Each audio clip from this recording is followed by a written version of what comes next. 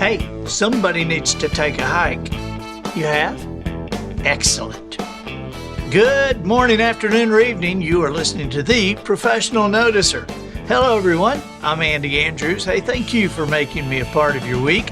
My purpose here today, and with every show we do, is to play the part of a best friend or coach. I want to help you live the life of your wildest dreams by giving you access to the greatest mentors the world has to offer today.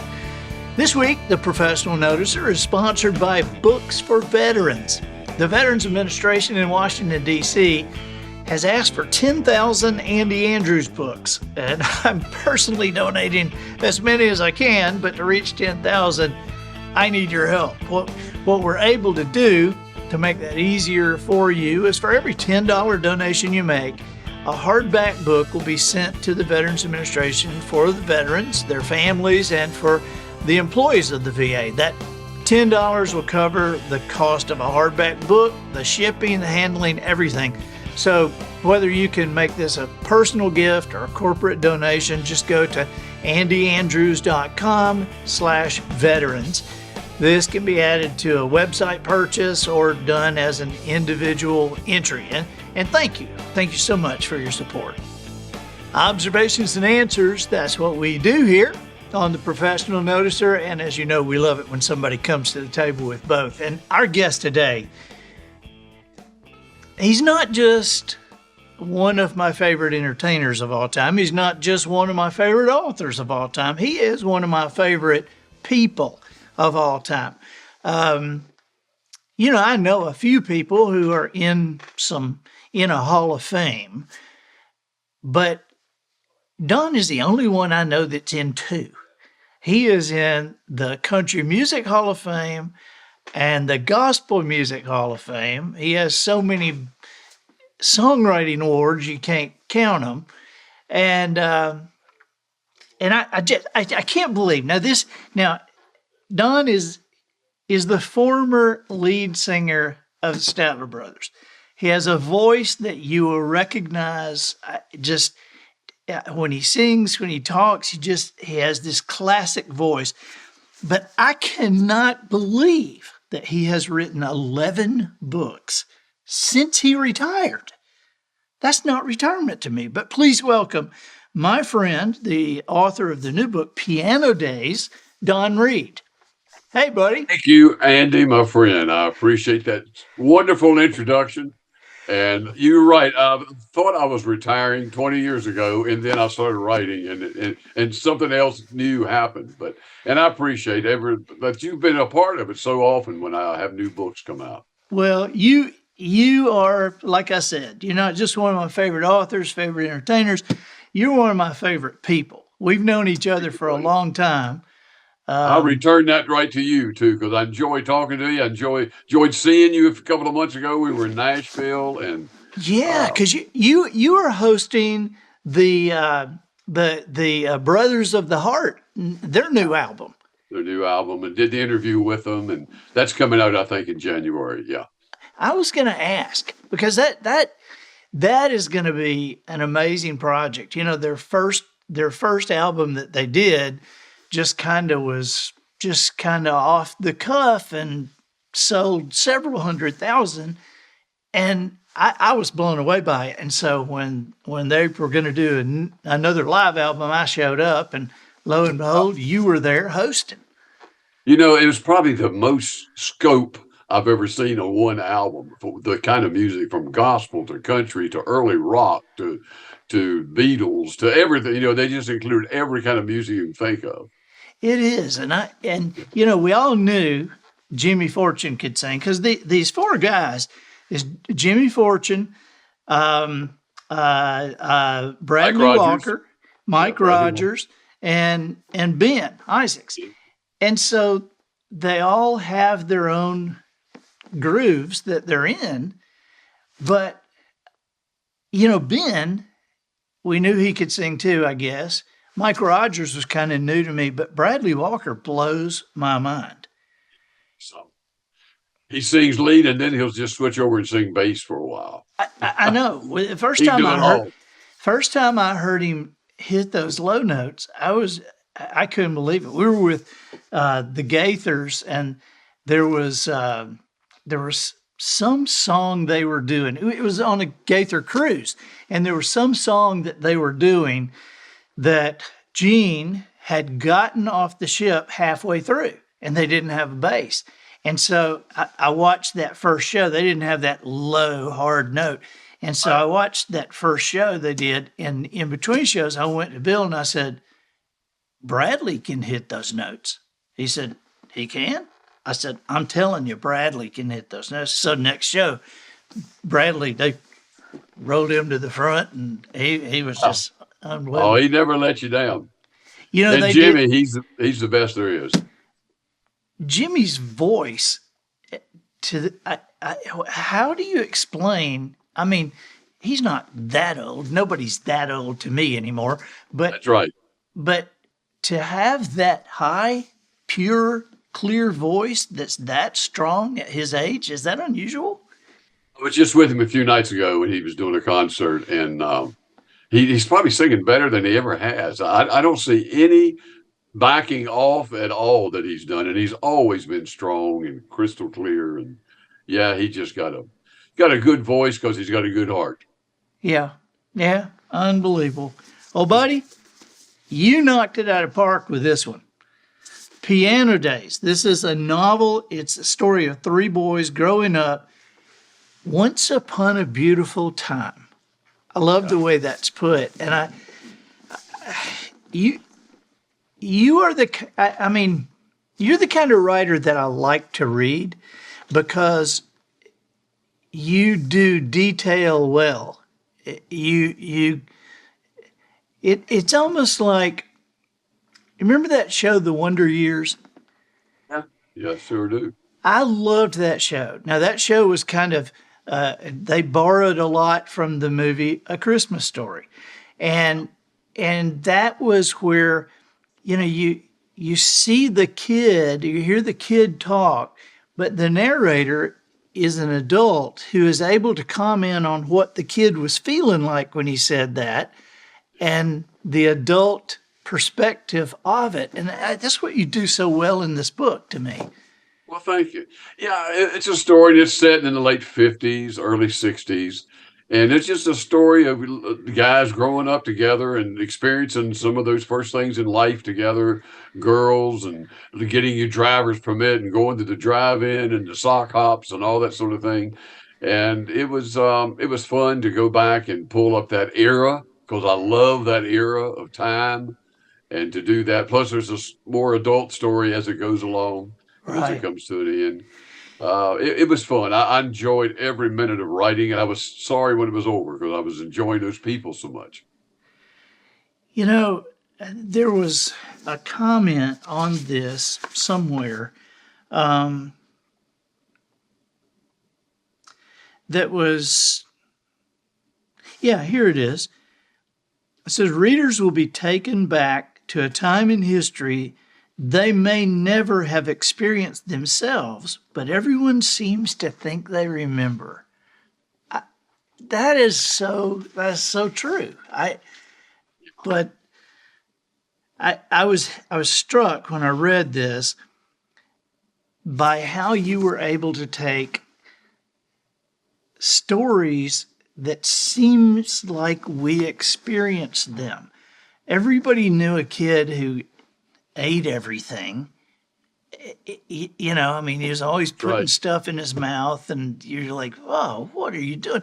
And whereas most people would maybe tell that story, yeah, we had a kid in our neighborhood, and he used to put pennies in his mouth, or, you know, but the way, and if I can, I would like to read just a little bit here. Because I think this is just it's so well done. I rode my bike to the side door of the concession stand, kicked the kickstand in place, got off, took the key out of my dungarees pocket, and opened the door. I had no reason to go in yet, but I liked exercising my authority in front of Billy and J.O., who liked watching me exercise it. This particular morning, they were not riding the bases or playing ball. They were looking for change in the dirt near the stand that customers may have dropped. 2 summers ago, Benny Shep accidentally found a quarter, and ever since, we looked for money like it was a promised treasure just waiting to jump in our pockets. To my knowledge, and I would have known, that quarter was the only piece of currency ever found on the grounds, but it kept us in suspense for years, just looking and anticipating the possibility. I found a cigar. What you gonna do with it, J.O.? It's half smoked. What you gonna do with the other half? Eat it? J.O. was 6 years old, and it wasn't the first cigar he had eaten. J.O. ate cigars, pennies, postage stamps, candy wrappers, and he chewed any gum he could find, stick or wad. He didn't do it for attention, 'cause he knew how sick it made us and how disgusting we thought he was for doing it. So he'd sneak off and do it, hiding under the bleachers, eating a cheroot. He wouldn't touch a cigarette, though. He said they were nasty. I just love that. I just love that. Yeah, So what is your favorite? No kids like J.O., yeah. Oh, what is your favorite part of this book? My favorite part of the book, and we can't talk a lot about, is the last chapter, is when it all comes together. Right. And there's a lot of things answered and addressed. I think that it really did fulfill me in being able to do that. I sensed you had a great time writing that. You know, it's like the planets aligning and you being able to explain it. So, yeah. There's all kinds of, each chapter I would think, well, this would be a fun story, such as writing about the Christmas parade. Well, I can't remember what chapter that might have been, but you write about the Christmas parade, and you write about going to visit the fortune teller, all these kind of things that kids like to get into that they probably shouldn't, but or the prom, going to the prom dance and all that. So it's stuff that most everybody they've done, but that's just a little bit of different twist on it. Yeah. Well, I think this is just a great book, and so I would, if I were you out there watching, listening, I would order 2 of these, because you're gonna want to give one away. This is just. I want to give both of them away after you read it. I don't know. No, yeah. you're not. I mean, you're. That's that humility coming through, because this book is just. I mean, this is kind of a. Who's that guy? This is kind of a Rick Bragg that kind of quality, to me. Have you ever Thank you for all the kind words, Andy. That's very good. Have you ever read All Over But the Shouting? No, I don't think so. That is a book you would really enjoy. That's Rick Bragg, but Okay. this book is. I'll check that out. Yeah, it's just right up there. It's right up there. Hey, you were part of that documentary that came out recently on Johnny Cash. Last week it was in the theaters for 3 days for a limited run. The redemption of an American icon, Johnny Cash, and I was one of the talking heads, and the number of different people that knew John kind of told the story, and it was good to go back and kind of clear up some things about John, because people remember some of the bad stuff, but he had heart throughout his life. Even through the rough years, and we were there during those rough years, but he came out of it right. You guys were there. I mean, he started y'all, right? Yes. He discovered us, and we were with him for like nearly 9 years on the road and doing all of his records and television and everything. He was our beginning and our education. We learned what to do and what not to do from John, and he was very honest and open with all of that. Did you, on the documentary, I have not seen that yet, but I heard about it. But on there, did you say that he took Daddy Sang Bass right out from under you? Well, Andy, that story didn't come up. But thank you for bringing that up. Yeah. Tell that story. I think story. I think that's hilarious. I can just see you 4 guys going, yeah. Okay.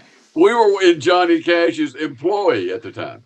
And we were all traveling together, John and June and Carl Perkins and the Statlers. So Carl writes this song called Daddy Sang Bass in the dressing room one day. And we're all in there. And we started doing it with him. And we said, man, we're going to cut that song. That is great. That is great. He said, okay, all right. So the tour ends. We all go home for a few days.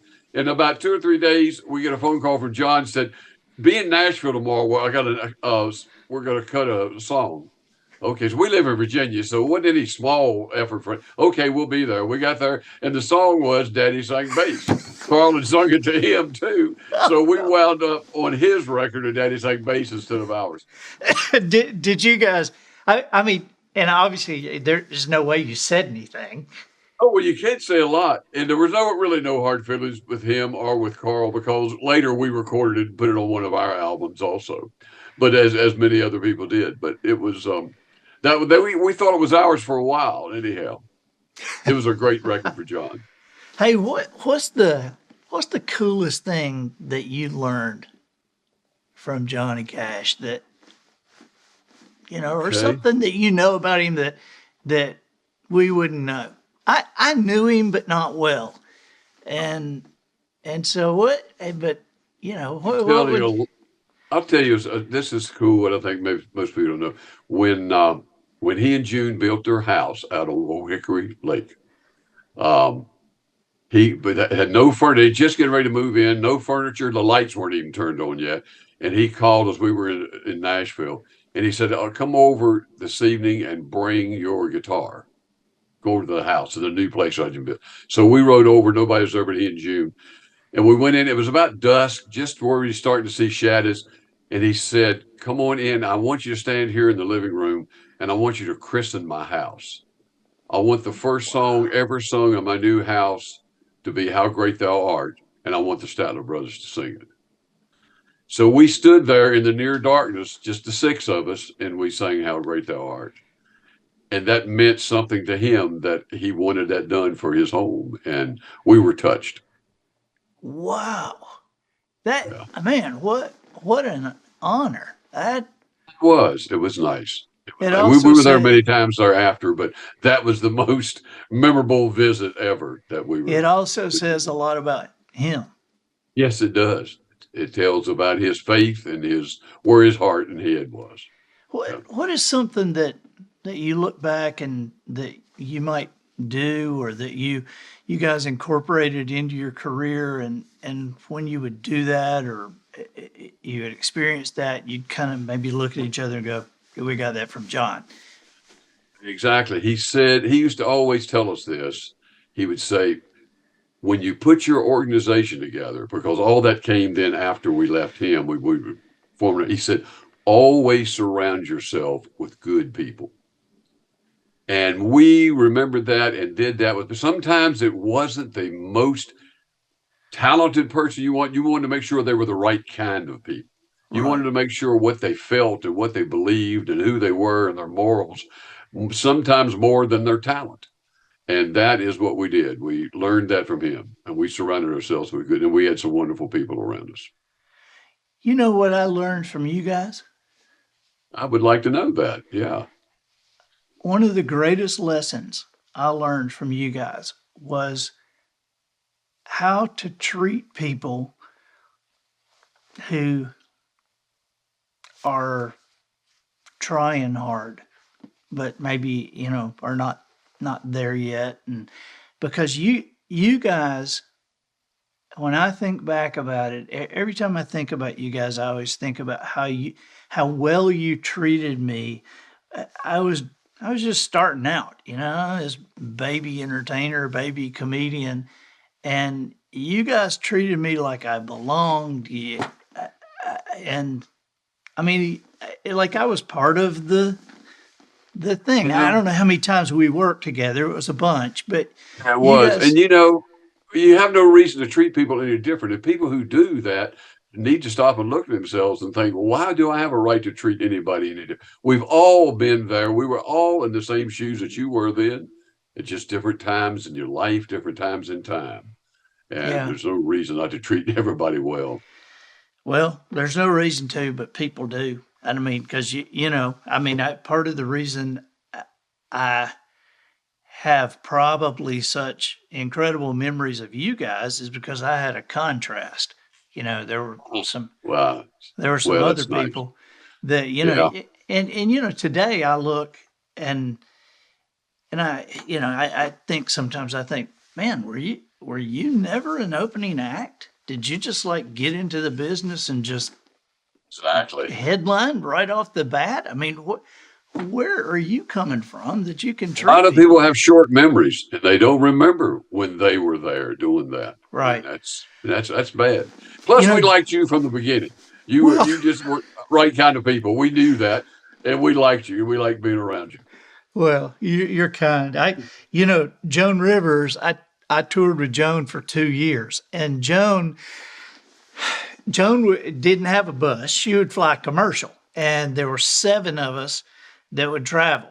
And because I bought my own plane ticket, I was the only one who flew coach. And so but this was back when they were boarding celebrities early, Oh yeah. and so they would take Miss Rivers and her entourage on, and she would always say, "Come on, come on, come on," and she would board me with them, and more than a couple of times she told me, she said, "You enjoy yourself back there and coach, and when you're back there, you you make sure you notice how close your knees are to that seat and how tired your back gets, because you're not always going to be flying coach in your life, and when you are not, you need to remember what it's like." Boy, remember what it's like. She was something else. Yeah. Yeah. Good words. What is your favorite thing to do? You're one of these guys, I mean, 2 different Hall of Fames, and you have so many songwriter awards that they're just like uncountable. And so, singing, entertaining, writing songs, writing books. I mean, there's no more. Hey, the singer has written a book. You have 11. You're an author.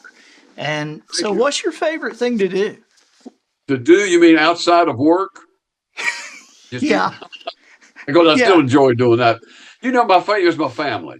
I have been very blessed. We got 2 sons, we got 4 grandkids, and they all live within a rock's throwing distance. We kind of have a compound here, and I just love getting together. We get together in the summer by the pool. We get together in the wintertime around the table, and we just, whenever we can do it, we just get together and eat till we can't stand up and enjoy one another.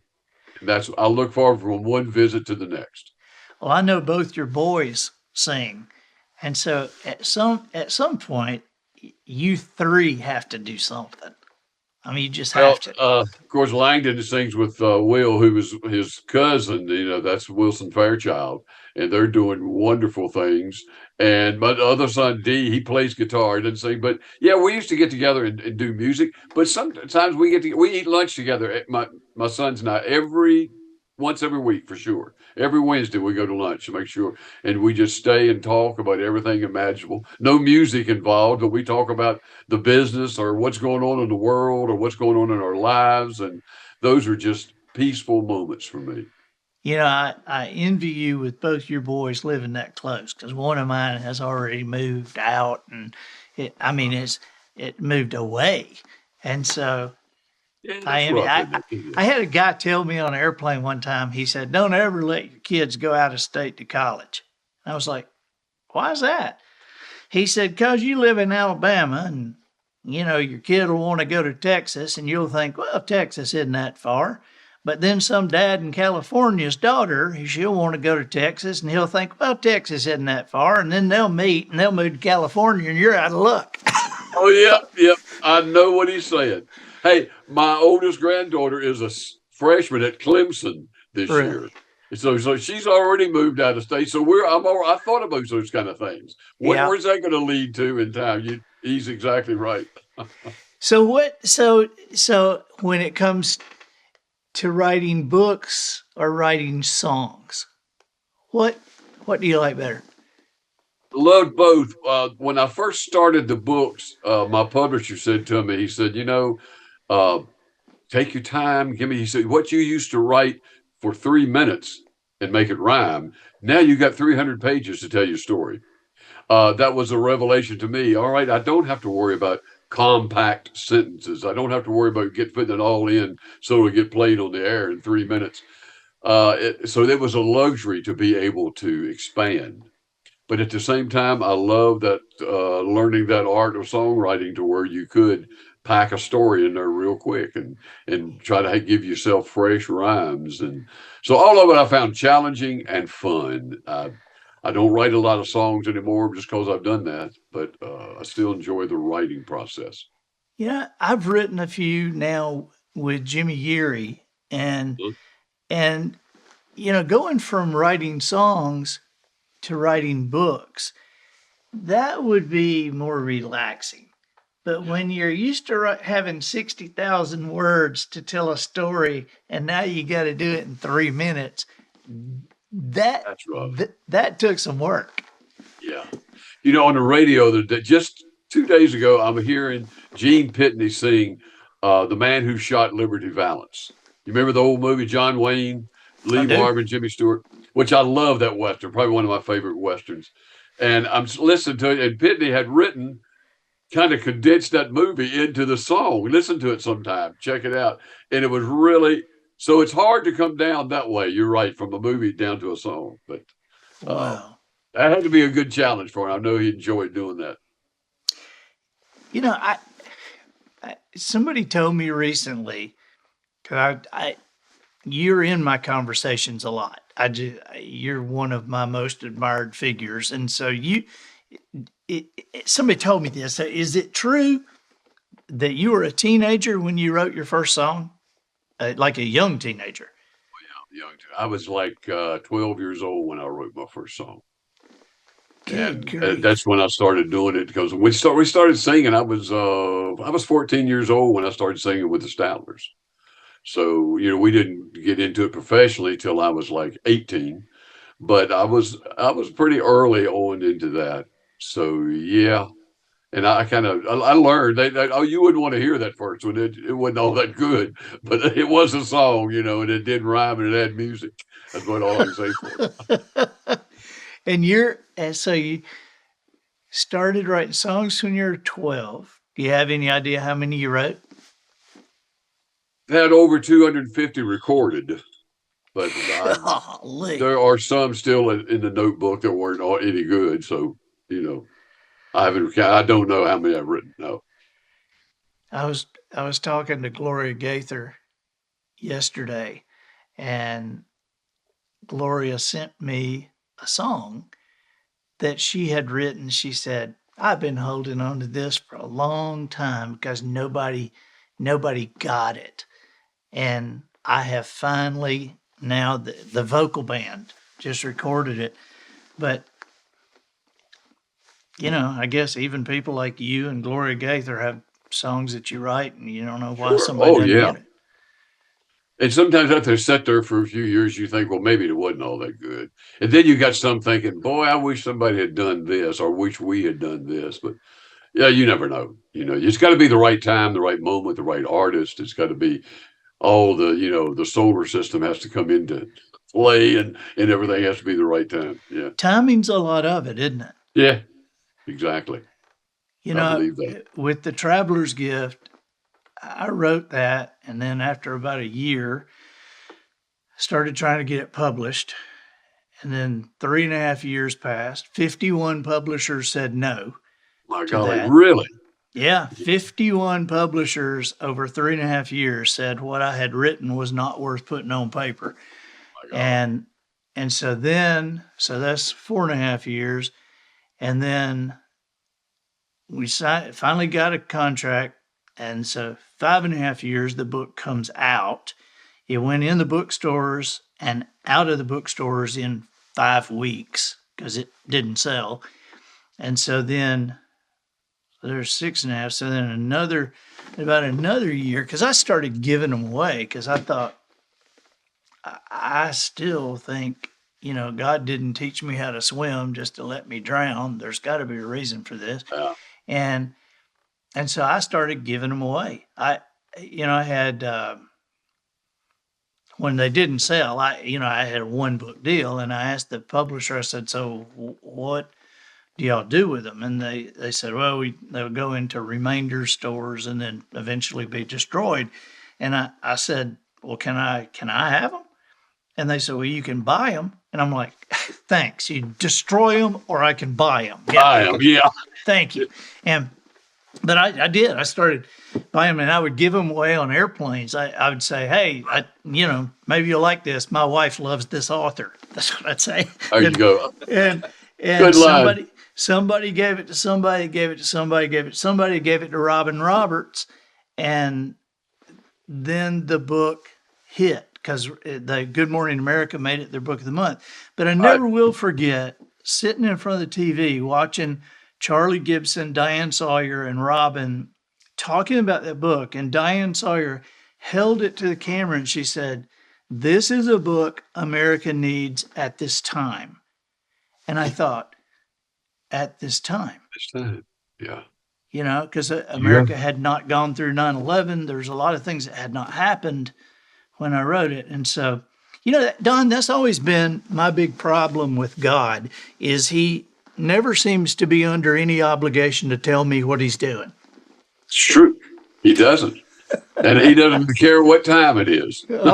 He's in his own time. Oh my But gosh. Andy, what the story you just told, that's a great story for young authors to listen to, because it takes more than talent to write a book. The perseverance and the patience that you showed to do that, 51 publishers in the years that went on to turning you down. That takes a lot, and you got to have a lot of stamina to do what you did with that book, and it paid off big for you.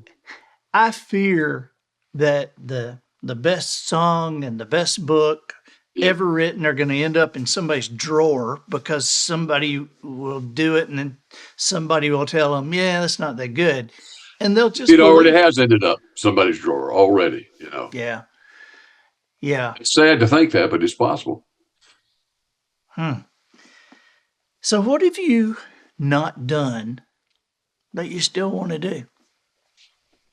Oh, gee. I've done more than I ever thought I could. I've done more than I ever dreamed of. So thank God, God's blessings have surpassed my dreams, and I am so thankful for that. And I just enjoying my life, enjoying my family. There's nothing more that I have a burning desire to do. And it's kind of a nice, peaceful feeling. I think that's the peace that I've been rewarded with at this particular age in my life. Is there anybody that you would like to have a conversation with, just where nobody was knowing you were having a conversation? No cameras, no audio equipment. But if you could just kind of sit down and say, "Hey, come here, let's," and who would that be? A dead or alive, or you mean in actual reality, somebody today? Yeah, somebody in actual reality. But then I want you to answer that as if you had all of history to choose, and you can't say Jesus because everybody would say Jesus. So somebody in all history. Oh, let me go back. We're talking writers now. You've got my mind there. Let me go back to my favorite author when I discovered him when I was a teenager, John O'Hara. I don't know if you're familiar with that name. No, I'm not. John O'Hara. He wrote novels of the early first half of the 20th century. And I would say I would like to talk to him. I enjoyed his way of thinking. I like the way he wrote. And I think that would have been certainly a fun conversation for me. What would you ask? I'm curious what you would ask another writer. How did you decide what you thought was important to record? Why did you? What did you want to say? How did you decide? It's kind of like what I did with Piano Days, and why I decided to do that. Sometimes it's hard to answer. It's hard to answer. I had a great experience to talk about that. When I met Frank Sinatra, we were doing a show, and we had a few moments to talk. And I said to him, you meet Sinatra and you think, well, I want to say something. I don't want to sound corny. But I knew that he knew O'Hara, John O'Hara. They were friends. Pal Joey, he'd done the movie O'Hara. So I asked him, I said, I'm a big admirer of John O'Hara. And he was dead by then. I said, tell me a John O'Hara story. Just give me a story. He said, oh, my golly. He liked that. He said, let me think. He said, you know what I remember O'Hara? He was always quitting something. Every time I'd run into him, he was quitting smoking, he was quitting drinking, he was quitting eating, going on a diet. He said, that's what I always remember about him. He was never satisfied with what. And I found that story really amusing. And so it was, maybe that's something that would, that you'd like to find out about people. That's awesome. It's a real human kind of story. I got to say, you're like the first person I've ever talked to who said, when I was talking to Frank Sinatra, I mean, holy cow, your life has spanned, you took in both sides of a huge gap of entertainment, that those older guys like Sinatra, and then, I've seen you guys at award shows, winning the Entertainer of the Year, and all the young country music singers just loved y'all. And I mean, you've known a lot of people. We were so blessed to do that, and to meet all those folks from other fields even, and that we admired. I said one time I met all my heroes, and I did. And it was such a blessing, and that not many people get to meet all their heroes, but I did. And I'm so thankful for that. And we blessed, like my blessings beyond dreams. Let me ask you one last question, Don, and that would be a new writer, a young person that wants to write. They want to write songs, or they want to write books. They have that itch to write, but they don't really know how to get going. What do you tell them? What's the most important thing to you? What do you want to get out there and say? If you had 30 seconds, what do you want to say? And I'd have them tell me, and then I would say, then write it, and write it from your heart. Don't try to please any particular crowd, any particular genre of readers and that sort of thing. Just write it from your heart. And if you write from your heart, the story itself will have heart. And that's what's important. So write what's on your mind, write what's on your heart, that you know best. I had a writing teacher years ago in school tell us that write what you know. And that's always thought that was the simplest and best writing advice. Johnny Cash told me one time about writing something. He said, the best way to say it is to just say it, and don't belabor how or what, just get it out there. And I think that's what it is. Just get rid of the filters and put it on paper. Man, somebody back there, write that down. If you write from the heart, what you write will have heart. That should be in some kind of quote book or something. I never heard that before until you just now said it, but. Well, that's a great one. Don, thank you. Thank you so much for being with us. I just appreciate it. I know that you're busy with your family, and so to take the time to do this, I appreciate it. I've enjoyed every second of this. You know what I really hate? I hate that we're so far apart, that you're in Alabama and I'm in Virginia, and I just wish we were closer where we could have lunch often. I know, man. I'm gonna butt in on one of y'all's lunches one day. I wish you would. We'd love to have you anytime. It's such a pleasure to talk to you and to revisit with an old friend. Love you dearly, and I appreciate it. Thank you. Piano Days, Don Reid. Get the book. Thank you, bud. Bye-bye. I'm Andy Andrews, the professional noticer, harnessing common sense and wisdom to plow through challenges all the way to an answer for you. And I think that'll do it for this week. Get us out of here, Matthew. So, ladies and gentlemen, and to the boys and girls who aspire to become ladies and gentlemen, we have reached the end of another episode of The Professional Noticer. In a world where common sense has become a superpower, I'm harnessing that tiny bit of mental energy I have for you, seeking wisdom, making observations, and endeavoring to answer tough questions in a way that will empower your family and your business. I'm Andy Andrews. Until next week, goodbye. This episode of The Professional Noticer was produced by Matt Limpert. The Noticer theme written and performed by Sugarcane Jane. Oysters Rockefeller for the cast and crew provided by Twinkle and Smoke of Beverly Hills. Additional funding provided by casualstats.com. Are you the kind of person who wants to be specific because you desire credibility, but you're just too darn lazy to research the facts?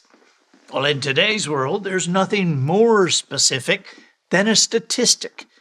71.8% of people can do this or that, and 64.3% of candy canes are striped clockwise or counterclockwise. You get the idea. Statistics make you look smart because the percentage is narrowed to an absolute point, and everyone just naturally believes any point made with statistics. So if you desire credibility, but there's just not enough time in the day to find proof about what you want someone else to believe, let the good people at casualstat.com teach you how to present convincing evidence and win every argument. For example, never use descriptors like a lot or most. Even the words more than half are ambiguous. Be exact. Tell them it was 58.1%. And for the cherry on top, state for the record that you arrived at that precise number by a poll or survey. What poll or survey, you ask? Well, if you subscribe to casualstat.com within the next 3 hours, you'll be given a free membership to casualsource.com, and you'll never be doubted again. Just pick a topic, choose a percentage from Casual Stat, move over to Casual Source, select a highly reputable organization, and throw it out there. After all, it's a fact. At least according to an official written survey conducted by CBS News only 3 months ago, fully 99.7% of American citizens never question information presented with a statistic. And that's good for you, right? Because you know a secret that 88.4% of college graduates will never realize. And that secret is that 98.7% of all statistics are made up on the spot. We are casualstat.com, and you can count on us 100% of the time.